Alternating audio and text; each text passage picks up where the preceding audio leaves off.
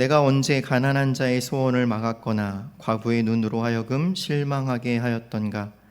나만 혼자 내 떡덩이를 먹고 고아에게 그 조각을 먹이지 아니하였던가. 실상은 내가 젊었을 때부터 고아 기르기를 그의 아비처럼 하였으며 내가 어렸을 때부터 과부를 인도하였노라.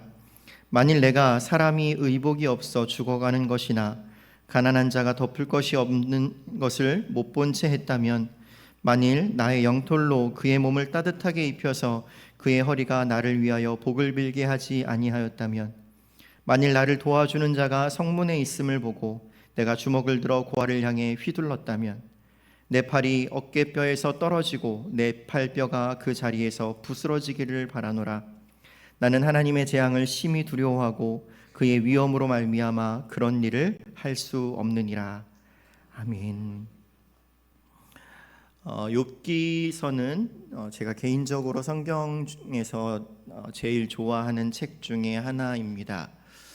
그 이유는 욥기 전체의 내용 가운데 우리의 인생 가운데에서 만날 수 있는 참 많은 힘들고 답답하고 어려운 상황들이 이렇게 한데 모여 있기 때문입니다. 욥과 네 친구의 이야기를 보면 사람과 사람 사이에서 있을 법한 그 미묘한 감정의 다양함을 느낄 수 있는데요. 제가 욥기를 좋아하는 이유가 이 힘들고 답답하고 어려운 상황들이 다양해서 좋은 게 아니라 그 다양한 상황들을 가만히 지켜보고 계시는, 그 상황 가운데 개입하고 계시는, 함께 하시는 하나님을 발견할 수 있기 때문입니다. 여러분 혹시 대답 없는 하나님을 경험해 본 적이 있으십니까? 우리가 인생을 살아가다 보면 이해하기 힘든, 이유를 찾기 힘든 일을 마주할 때가 있죠. 물론 우리 하나님은 언제나 선하십니다. 실수가 없으시고 하나님은 언제나 우리와 함께 하시죠. 그 상황을 마주하고 있는 우리의 입장에서 그 상황이 참 답답하고 마음이 어려울 뿐이지, 우리의 하나님은 언제나 실수가 없으시며 선하시고 신실하십니다. 혹시나 지금 대답 없는 하나님을 마주하고 계신 분이 있는지도 모르겠습니다. 내게 주어진, 내 앞에 닥친 이 상황이 왜 나에게 주어졌는지, 이 상황을 통해서 하나님은 나에게 무엇을 가르치고자 하시는지 답답한 마음 가운데 하나님 앞에 기도하시는 분들도 있는 줄 압니다. 그런데 하나님은 우리의 믿음의 분량이 커지면 커질수록 그 믿음의 분량만큼의 시간을 요구하시는 것 같습니다. 우리의 믿음이 견고해질수록 조금 더 믿음으로 조금 더 버텨낼 수 있는 실력이 있게 되면 하나님은 그보다 조금 더의 시간을 요구하시는 것 같아요. 그 시간이 길어지면 길어질수록 여전히 대답 없는 하나님이 원망스럽기도 하고, 또 때로는 그 하나님을 포기하고 싶어질 때도 있지만, 오늘 본문에 있는 이 요셉의 상황을 통해서 우리가 그 상황을 마주할 때마다 어떻게 그 상황들을 마주하고 또 대처하고 어떤 하나님을 붙들어야 하는지를 우리가 함께 살펴보고자 합니다. 오늘 본문에 등장하는 욥이 그런 상황에 처해 있습니다. 잘 알고 계시겠지만 이 욥기에 등장하는 인물들의 특성을 대략적으로 짧게 소개하면, 먼저 욥이라는 인물이 등장을 하죠. 욥은 하나님을 잘 섬기던 사람이었습니다. 욥기 1장 1절에 보면 욥에 대해서 설명하기를 온전하고 정직하여 하나님을 경외하며 악에서 떠난 자다, 이렇게 기록하고 있습니다.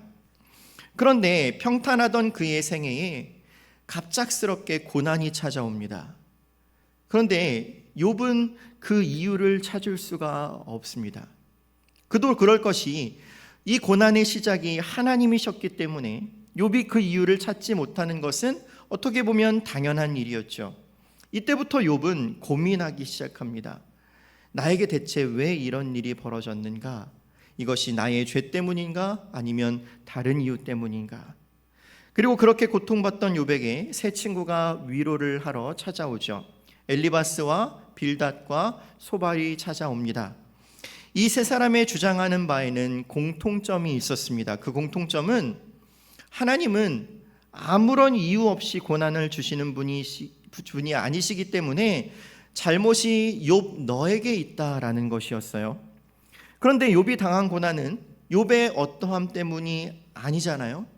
하나님의 허락 아래서 사탄을 통해서 하나님이 주신 고난인데, 친구들은 분명히 욥 네가 잘못한 게 있으니 어서 너의 잘못을 인정하고 하나님 앞에 긍휼을 구하라 라고 말하는 것입니다. 욥은 친구들의 말을 이해할 수가 없었습니다. 분명히 하나님이 살아계셔서 이 모든 일의 시작과 끝이시며 모든 고난의 원인이신 것은 알겠는데, 하나님이 왜 자신에게 이런 고난을 주시는지가 궁금했던 거죠. 그래서 자신의 논리 안에서 하나님을 이해하려고 애씁니다. 오늘 본문이 바로 그 해답을 찾기 위한 몸부림의 표현들입니다. 욥은 이 31장 전체를 통해서 자신의 결백을 주장하기 위해 자신의 인생에 있었던 일들을 끄집어내어서 반복해서 자신의 결백을 주장하려고 하죠. 31장 1절을 보시면 내가 내 눈과 약속하였나니 어찌 처녀에게 주목하랴 이렇게 이야기합니다. 하나님을 인식해서 하나님을 향한 그 믿음 때문에 여자도 함부로 쳐다보지 않았던 욥입니다. 31장은 그 사례들이 조금씩은 다 다르지만 계속해서 똑같은 내용을 반복하고 있습니다. 간단히 말하면 내가 이렇게 부끄럽게 살지 않았습니다. 내가 왜 이렇게 힘든지 하나님 이유를 좀 알려주십시오 라고 말하는 거죠. 실제로 그 누구도 욥이 한 말에 대해서 반박할 수가 없었어요. 욥의 논리에는 빈틈이 없었습니다. 그리고 욥이 이런 정직한 그리고 부끄럽지 않았던 행동의 이유와 동기까지도 바람직한 것을 볼 수 있습니다. 그 이유가 23절에 등장하는데요. 나는 하나님의 재앙을 심히 두려워하고 그의 위엄으로 말미암아 그런 일을 할 수가 없느니라 이렇게 고백합니다. 욥이 음행을 행하지 않고 쳐다보지도 않고 약한 자들을 존중하며 도와주고 재물에 마음을 두지 않고 악한 마음을 품지 않은 이유가 무엇입니까? 하나님 때문이다 이렇게 이야기를 합니다. 그 하나님을 향한 믿음 때문에 마음으로도 죄를 짓지 않으려고 노력했다라는 것은 여러분 정말 쉬운 일이 아닙니다. 그런데 그럼에도 불구하고 욥에게 고난이 찾아왔고 도대체가 그 고난의 이유를 알 수가 없는 거죠. 35절은 이렇게 말씀합니다. 누구든지 나의 변명을 들어다오.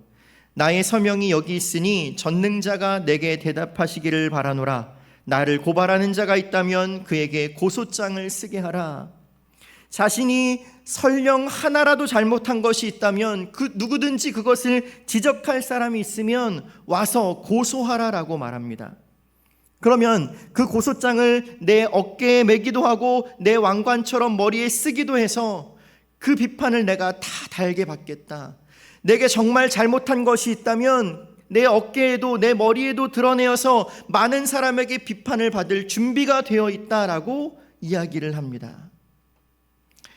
욥은 고난의 이유를 알기 위해서 모든 것을 감당할 자신이 있었습니다. 이것이 내가 잘못한 그 어떤 행동 하나 때문이라면, 이것이 내 마음이 하나님 앞에 음행한 그 어떤 마음 하나 때문이라면, 그렇다면 내가 그 이유를 달게 받고 하나님께서 주시는 이 고통을 달게 받겠다라는 고백인 거죠. 사실 욥의 이런 외침은 주변에 있는 사람들을 향한 외침 같지만 사실은 하나님을 향한 외침이었습니다. 하나님, 뭐라고 말 좀 해보십시오. 내게 잘못한 것이 있다면 잘못했다라고 이야기를 해주세요. 내가 하나님을 두려워하면서 살았습니다. 누구보다 하나님을 의식하면서 살았습니다. 하나님 아시잖아요. 하나님께서 이 문제의 시작이요 끝이라는 것을 내가 잘 알고 있습니다. 하나님 뭐라고 좀 대답 좀 해주세요 라는 외침의 고백이 있는 말씀이 바로 오늘 본문의 말씀입니다. 그리고 40절을 보시면 그렇게 울부짖는 욥의 말이 그칩니다. 그리고 하나님이 말씀하실 때까지 이제 38장까지 욥은 이야기를 하지 않아요. 여러분, 오늘 이 말씀을 통해서 하나님께서 우리에게 말씀하고자 하시는 것이 무엇일까요? 욥의 행동을 통해 우리가 생각해야 하는 것은 무엇일까요? 지금 욥이 구하고 있는 것이 무엇입니까? 고난의 이유입니다. 다시 말하면 답을 원하고 있는 것입니다. 하나님, 1 더하기 1은 2잖아요. 그렇죠? 하나님, 그렇다고 좀 말해주세요 라고 질문하는 욥에게 하나님은 아무런 대답도 하지 않으십니다. 욥이 체념하고 진이 다 빠질 때까지, 그래서 더 이상 할 말이 없을 때까지 하나님은 답을 주시지 않습니다. 그런데 그런 대답 없는 하나님에게 거기에 목적이 있는 것입니다. 하나님은 하나님의 때가 될 때까지 답을 주시지 않습니다. 바로 오늘 말씀의 제목처럼 대답 없는 하나님입니다.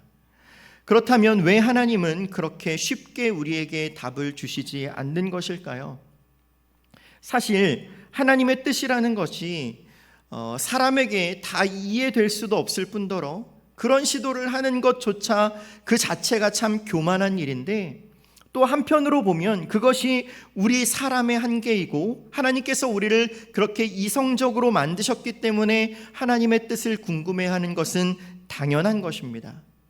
그런데 만약 하나님께서 우리가 구하는 어떤 이유에 대해서 모든 것에 단번이 쉽게 답을 주신다면 우리는 어떻게 될까요? 아마 우리의 사고는 거기서 멈춰버릴 것입니다. 하나님은 이 세상의 그 어떤 분보다 사람을 가장 잘 아시는 분이십니다. 왜냐하면 하나님께서 사람을 만드셨기 때문이죠. 사람이 어떤 존재이며 사람의 생각과 사고방식은 어떠하고 어떻게 이루어지는지를 누구보다 잘 알고 계시는 분이시라는 것입니다. 하나님이 우리에게 쉽게 답을 주시면 우리가 생각하기에는 하나님 감사합니다, 그런 뜻이 있으셨군요 라고 감사하고 그 어떤 답이라 할지라도 온전히 순종할 수 있을 것 같지만, 어떤 답이나 이유를 들으면 우리는 사실 그 이상으로 더 나아가려고 하지 않고 거기서 멈춰버리는 것이 바로 우리라는 사실입니다. 만약 하나님의 음성을 실제로 들은 어떤 사람이 있다면, 내가 이런 하나님을 만났어, 하나님이 나에게 이렇게 말씀하셨어 라고 주위에 있는 사람들에게 말하겠죠. 그리고 아마 거기서 멈출 것입니다. 그가 경험한 하나님은 거기서 멈춰버리는 것입니다. 그 한 번의 만남이 전부인 것처럼 여기면서 아마 살아가겠죠. 그러나 우리 하나님은 그렇게 한 번의 경험으로 다 이해될 수 있는 분이 아니십니다. 저 역시 안 그러려고 노력을 하지만 설교를 할 때나 또는 다음 세대들과 이렇게 이야기를 나눌 때면 과거에 만났던 하나님에 갇혀서 이야기하고 있는 저를 쉽게 발견할 수 있습니다. 그걸 요즘의 표현으로 이야기하면 라떼는 그랬어 라고 이야기를 하죠. 그래서 지금 저에게도 오늘도 지금도 매일매일의 삶을 통해 견뎌야 하는 것과 기도해야 할 일이 생기는 것 같습니다. 그 일을 통해서 우리가 알지 못했던 하나님을 경험하게 하시는 거죠. 하나님은 그렇게 어느 한순간에 머물러 계시는 분이 아니십니다. 하나님은 지금도 우리의 인생 속에서 우리와 함께 고민하시고 도우시는 하나님이세요.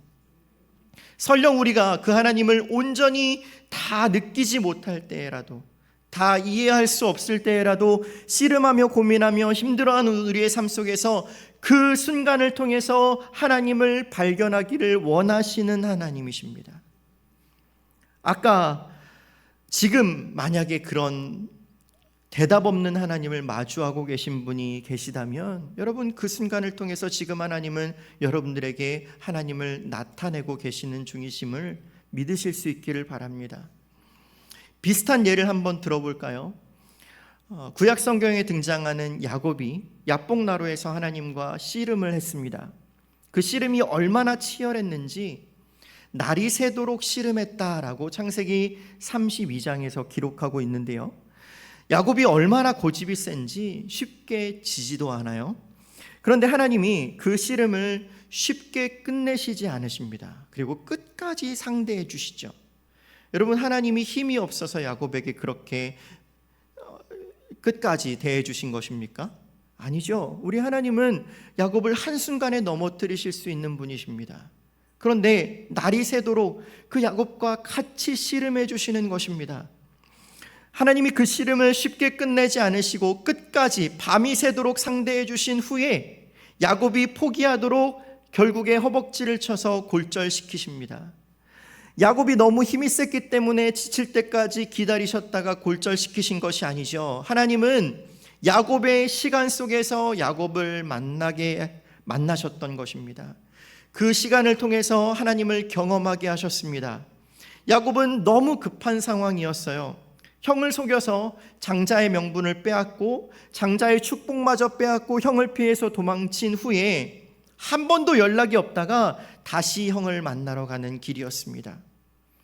형이 나를 죽이면 어떡하지? 라고 하는 그 두려움 속에서 하나님과 씨름을 합니다. 야곱은 하나님께 답을 들어야 했습니다. 그런데 만약 하나님이 야곱을 만나자마자 야곱아, 잘 왔어. 내가 널 축복하러 왔어. 내가 너를 이스라엘이라고 부를 거야 라고 만나자마자 말씀하셨다면 여러분, 과연 야곱이 그런 간절함을 가질 수 있었을까요? 그렇지 않죠. 그래서 하나님은 가끔씩 우리에게 답을 주시지 않습니다. 답을 찾는 순간 하나님을 찾지 않기 때문입니다. 욥이 말을 그치고 포기할 때쯤 38장에 가면 이제 하나님이 말씀하시기 시작합니다. 그리고는 이렇게 말씀하시죠. 내가 온 땅의 기초를 만들 때 네가 어디에 있었느냐? 바다라는 것이 만들어질 때에 너는 어디에 있었느냐? 온 우주의 궤도가 어떠한지 네가 알고 있느냐? 이 땅에 존재하는 동물들과 작은 곤충들이 먹이를 먹고 잘 곳을 정하고 행동 하나하나까지도 내가 돌보는 것을 네가 알고 있느냐? 욥이 대답할 수 있는 것은 한 개도 없었습니다. 왜냐하면 이 질문들의 답은 창조주만 아시는 것이기 때문이었죠. 온 땅의 기초를 만들 때, 바다가 조성될 때 우주가 어떻게 자리를 잡아 돌아가는지 여러분, 욥이 어떻게 알겠습니까? 하나님께서 이런 깊이 있는 대답을 욥에게 주신 이유가 무엇입니까? 그것은 하나님께서 모든 것에 이유를 두고 간섭하고 계시다라는 뜻이죠. 모든 만물이 다 하나님의 통치와 섭리, 이유 아래 결정되고 이루어지고 있다라는 것을 말씀하시는 것입니다. 또한 욥이 왜 고난 가운데 있느냐, 왜 그런가가 중요한 것이 아니라 그 고난 속에서 욥의 인생의 모든 순간에서 하나님이 함께하고 계신다는 것을 네가 알고 있느냐라는 것을 가르쳐주고 싶으신 것입니다.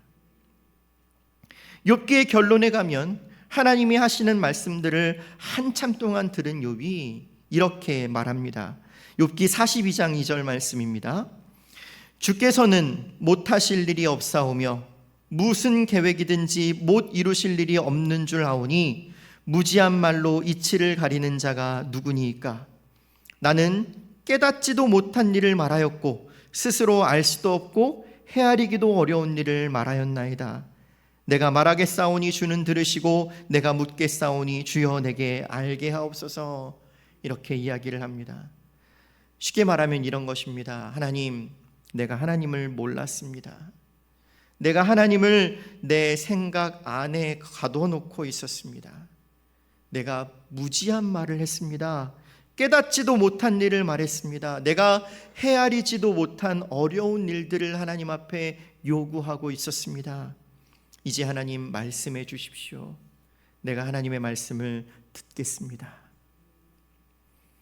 그리고 하나님의 말씀을 들은 욥은 비로소 이렇게 고백합니다. 내가 주께 대하여 귀로만 들었사오나 이제는 눈으로 주를 배움나이다. 하나님을 바로 알고 만났던 욥은 이제 자신의 주장과 자신의 고집과 의견을 내세우는 것을 멈추고 하나님 앞에 무릎을 꿇고 겸손하게 하나님의 긍휼을 구합니다. 여러분, 이것이 바로 신앙입니다.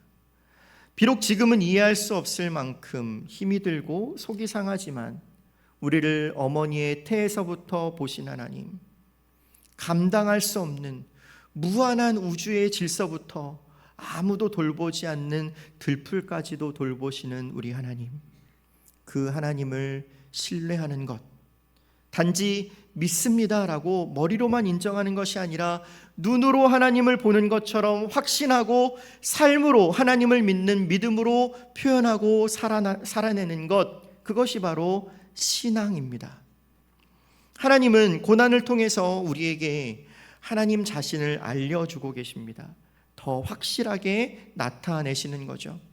대답이 없는 하나님 같지만 하나님은 그 순간을 통해서 계속 대답하고 계시는 것입니다.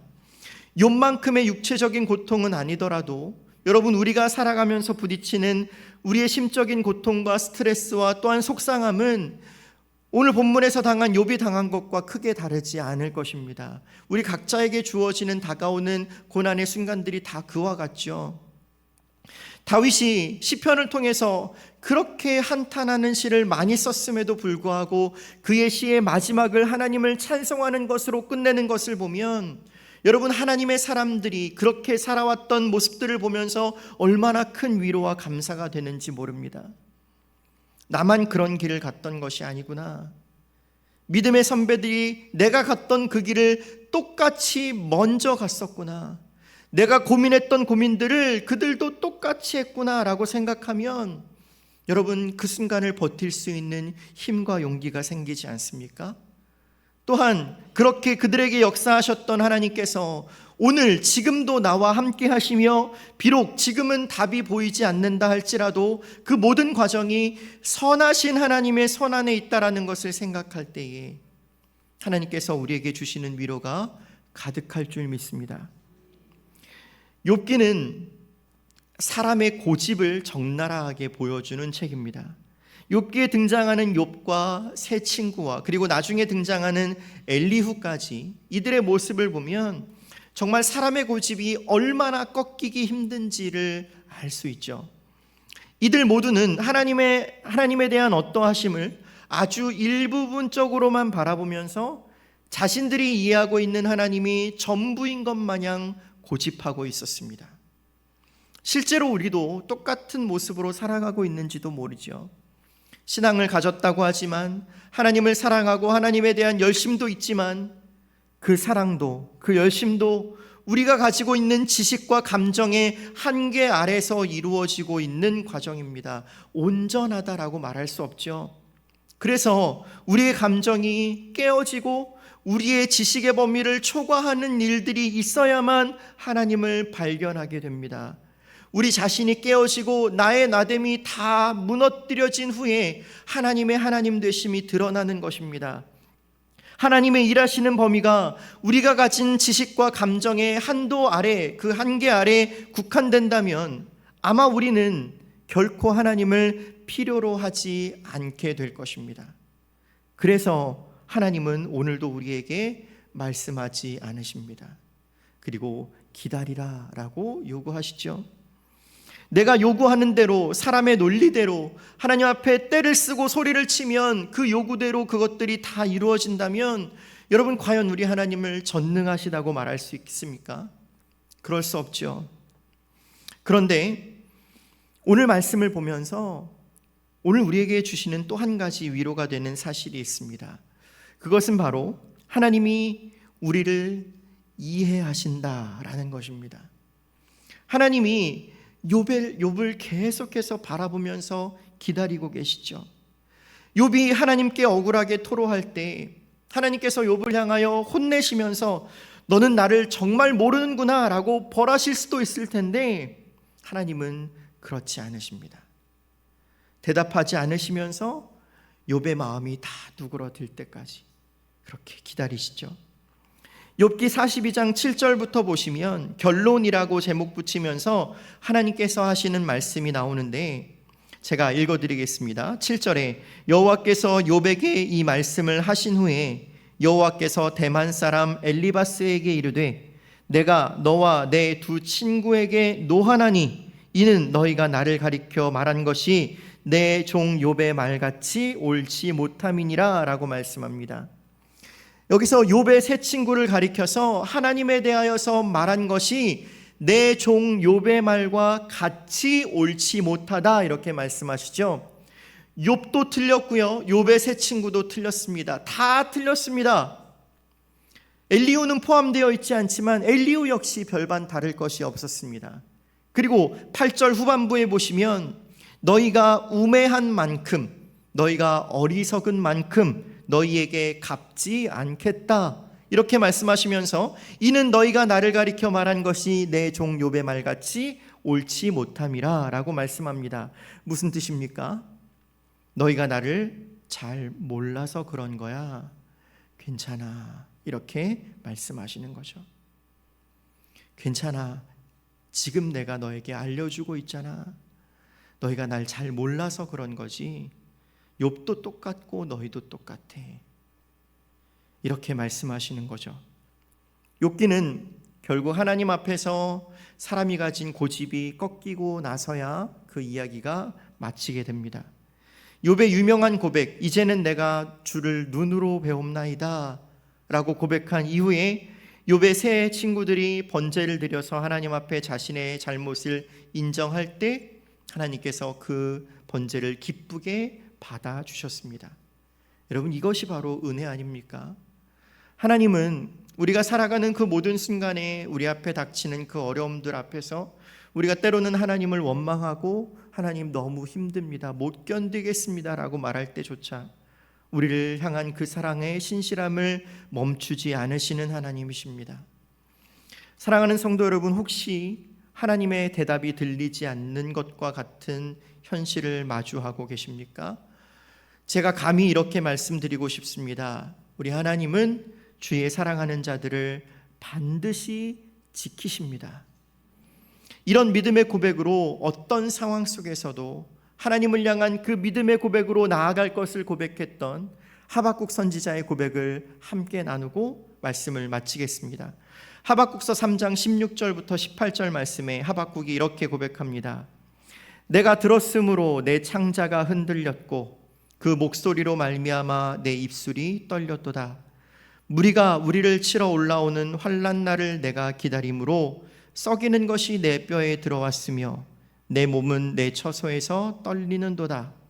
비록 무화과 나무가 무성하지 못하며 포도나무에 열매가 없으며 감람나무에 소출이 없으며 밭에 먹을 것이 없으며 우리의 양이 없으며 외양간에 소가 없을지라도 나는 여호와로 말미암아 즐거워하며 나의 구원의 하나님으로 말미암아 기뻐하리로다. 아멘. 여러분, 하박국의 고백이 얼마나 처절합니까? 하나님에 대한 이야기를 듣고 하나님의 말씀을 듣고 내 창자가 흔들리고 내 입술이 떨리고 내 뼈가 썩이는 것과 같은 고통이 있습니다. 그럼에도 불구하고 내가 하나님을 향한 믿음의 고백을 이어가고자 합니다.